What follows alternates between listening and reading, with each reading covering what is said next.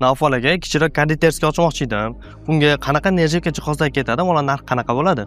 Основной konditerskiy sexligi nima kerak bo'ladi? Birinchidan, konditerskiy teleshka, shpilka, podnoslar qo'yadiganligi standartniy razmeri где-то 1 million 800 ming turadi. Ikkita uchta stol kerak bo'ladi, ixchamgina akkuratni qilib, endi joyiga qarab. Uni narxi где-то 1 million 300 ming bo'ladi shu atrofda. Nerjavikalik moyka kerak bo'ladi posуда yuvishga. Uni standartniy narxi где-то 1 million 150 ming bo'ladi. Ham stelaj posuda taxlashga kerak bo'ladi. Uni narxi где-то o'sha 1 million 900 mingcha bo'ladi. Mana shu 4 ta polkalik stelaj posuda taxlashga.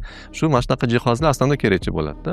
Qolganini endi hammasi joyiga qarab, o'lchamga qarab, biz o'sha razmeriga qarab narx ham chiqarib beramiz. И основной nimasi bizda muhim, za ana 430 marka nerjavikani ishlatamiz, pishvoy. Bemalol hech qanaqa muammo seslar bilan bo'lmaydigan shunaqa nerjavika ishlatamiz biz.